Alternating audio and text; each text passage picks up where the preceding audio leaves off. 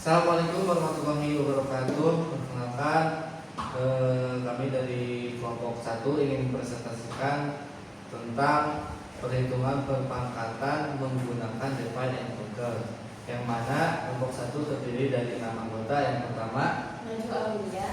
Saya Pembawa Kedawis. Saya Pascal Ahmad. saya dari Sidik. Saya Umar. Saya Rafi Sidik Abdullah. Nah, oke, kita lanjut saja ke materi yang pertama. Nah, baik. Materi yang akan dibahas yaitu tentang menghitung perpangkatan menggunakan divide and conquer. Oke, selanjutnya. Nah, pengertian dari divide and conquer. Divide and conquer adalah pecah dan kuasai. Adalah strategi pemecahan masalah yang melibatkan pembagian masalah besar menjadi beberapa submasalah yang lebih kecil.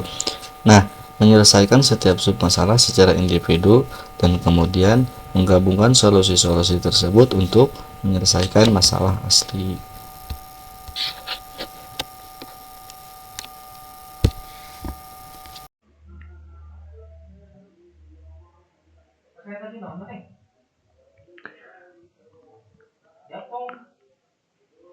Assalamualaikum warahmatullahi wabarakatuh. Sebelumnya terima kasih kepada teman saya. Di sini saya akan sedikit menjelaskan tentang metode-metode dalam divide and conquer. Di sini ada beberapa bagian. Yang pertama ada pengurutan cepat, yaitu quick sort, pencarian biner atau binary search, algoritma penggali Karatsuba, dan algoritma station untuk perkalian matriks.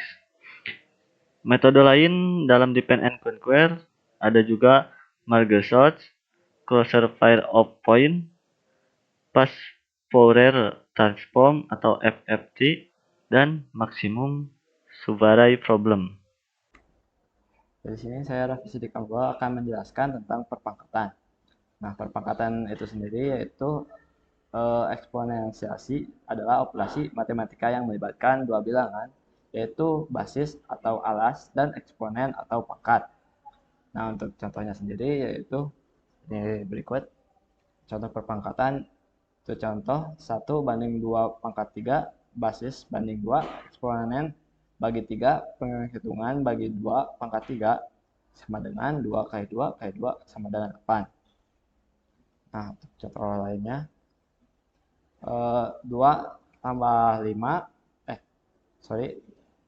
2 bagi 5 pangkat 4, lalu ada basis bagi 5, eksponen sama dengan 4, penghitungan 5 kali 5 pangkat 4 sama dengan 5 kali 5 kali 5 sama dengan 625.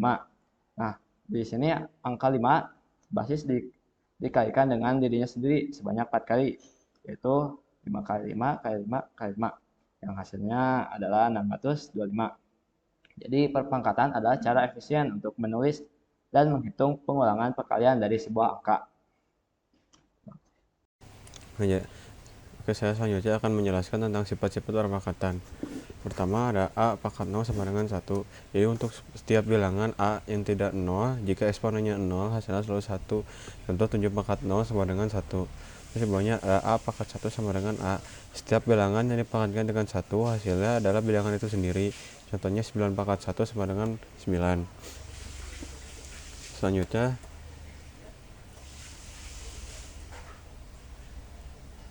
ada contoh perkalian dengan pangkat yang sama. Formulanya A pangkat M kali A pangkat N sama dengan A pangkat M ditambah pangkat N. Contoh 3 pangkat 2 dikali 3 pangkat 3 sama dengan 3 pangkat 2 ditambah pangkat 3 sama dengan 3 pangkat 5 sama dengan 243. Terus ada pembagian dengan pangkat yang sama.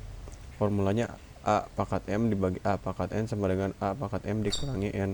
Contoh 4 pangkat 5 dibagi 4 pangkat 2 sama dengan 4 pangkat 5 dikurangi pangkat 2 sama dengan 4 pangkat 3 sama dengan 64. Di bawahnya ada pangkat dari pangkat. Formula kurung buka A pangkat M kurung tutup pangkat N sama dengan A pangkat M dikali pangkat N. Contoh kurung buka 2 pangkat 3 kurung tutup pangkat 2 sama dengan 2 pangkat 3 dikali pangkat 2 sama dengan 2 pangkat 6 sama dengan 64. Terus ada pangkat dari pembagian. Formula kurung buka A per B di kurung tutup pangkat N sama dengan A pangkat N per B pangkat N. Contohnya kurung buka 2/3 kurung tutup pangkat 2 sama dengan 2 pangkat 3 per 3 pangkat 2 sama dengan 4/9. Terus ada perpangkatan bilangan negatif. Eksponen ganjil hasilnya negatif. Contoh kurung buka -2 kurung tutup pangkat 3 sama dengan -8. Eksponen genap hasilnya positif. Contoh kurung buka -2 kurung tutup pangkat 4 sama dengan 16. Terus di bawahnya ada perpangkatan bilangan negatif. Formulanya A pangkat minus N sama dengan 1 per A pangkat N. Contoh 2 pangkat 3 minus 3 sama dengan 1 per 2 pangkat 3 sama dengan 1/8. Oke, selanjutnya akan dijelaskan oleh teman saya.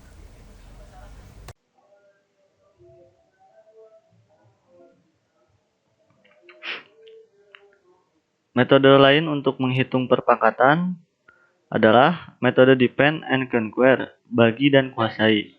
Dapat diterapkan untuk menghitung perpangkatan dengan memecah masalah menjadi submasalah yang lebih kecil. Menyelesaikan secara terpisah dan kemudian menggabungkan solusi-solusi untuk mendapatkan hasil akhir. Misalkan, kita ingin menghitung X pangkat N. Bagian pertama, pembagian masalah. Pisahkan masalah menjadi dua bagian seimbang. Misalkan, bagi pangkat N menjadi N/2 dan N min N/2. Yang kedua, rekursif. Hitung nilai pangkat untuk masing-masing submasalah secara rekursif. Misalnya, hitung N pangkat N/2 dan N pangkat N min N/2. Yang ketiga, gabungkan solusi. Gabungkan hasil dari submasalah untuk mendapatkan hasil akhir. Jika N genap, maka N pangkat X pangkat N sama dengan X pangkat N/2 dikali X pangkat N/2. Jika N ganjil, maka X pangkat N sama dengan X pangkat N/2 dikali X pangkat N/2 dikali X. Yang keempat, kasus dasar. Tentukan kasus dasar untuk mengakhiri rekursif. Misalnya, X pangkat 0 sama dengan 1 dan X pangkat 1 sama dengan X. Selanjutnya akan dijelaskan oleh teman saya.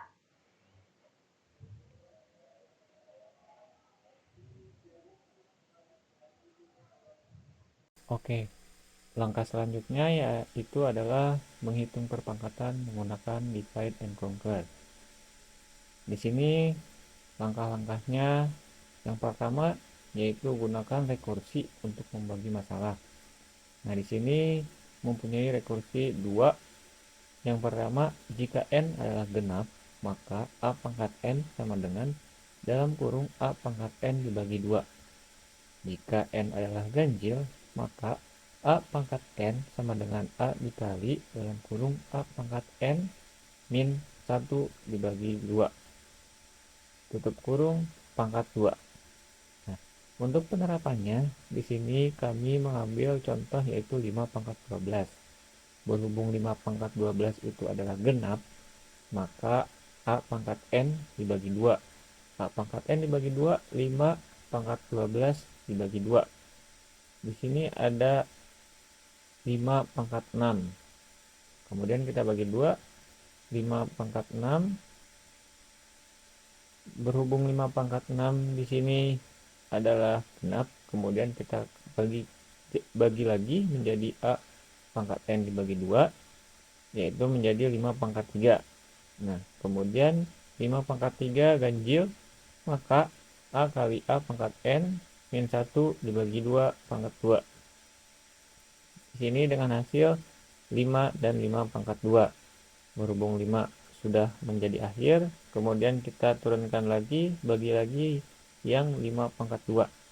Nah, yang 5 pangkat 2 yaitu genap, kita bagi 2 lagi menjadi 5 pangkat 1 dan 5 pangkat 1. Keterangannya, mulai dari puncak yaitu 5 pangkat 2 adalah genap, sehingga 5 pangkat 2 sama dengan 5 pangkat 6 dalam kurung pangkat 2. Kemudian 5 pangkat 6 sama dengan dalam kurung 5 pangkat 3 tutup kurung pangkat 2. Kemudian 5 pangkat 3 sama dengan 5 dikali 5 pangkat 2. Kemudian 5 pangkat 2 sama dengan 5 pangkat 1 di pangkat 2. Terakhir yaitu 5 pangkat 1 sama dengan 5. Lalu kita hitung dari yang terkecil, yaitu dari 5 pangkat 1 sama dengan 5, 5 pangkat 2 sama dengan 25, 5 pangkat 3 sama dengan 125, 5 pangkat 6 sama dengan 15.625, dan 5 pangkat 12 yang terakhir yaitu 200 juta 244 juta 140.625. Hasil hitung akhir dari 5 pangkat 12 adalah 244.140.625. Selanjutnya, saya akan menjelaskan program menghitung perpangkatan menggunakan metode divide and conquer dalam bahasa C++. Program ini terdiri dari 3 bagian utama, yaitu deklarasi fungsi power, fungsi main, serta input dan output. Fungsi power ini berfungsi untuk menghitung pangkat dari sebuah bilangan menggunakan metode divide and conquer. Pada fungsi ini juga berisi 2 parameter, yaitu bilangan dan pangkat. Pada bagian ini akan dilakukan pengecekan. Jika pangkat bernilai 0, maka fungsi akan mengembalikan nilai 1. Karena setiap bilangan yang dipangkatkan oleh 0, maka hasilnya adalah 1. Tetapi jika pangkat bernilai 1, maka fungsi akan mengembalikan nilai dari bilangan itu sendiri. Kemudian, pangkat akan dibagi 2 dan disimpan pada variabel half power. Pangkat akan dicek apakah bilangan genap atau ganjil. Jika genap, maka hasil akhirnya half power akan dikalikan dengan half power.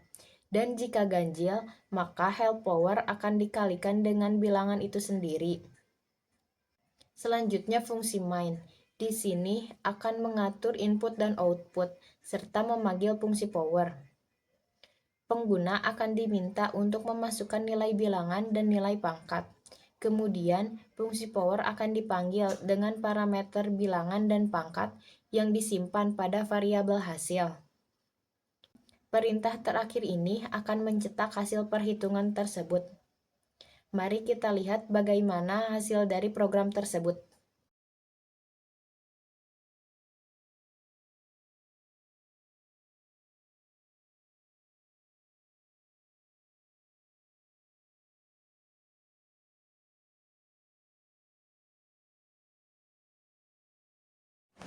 Sekian yang dapat kami sampaikan. Wassalamualaikum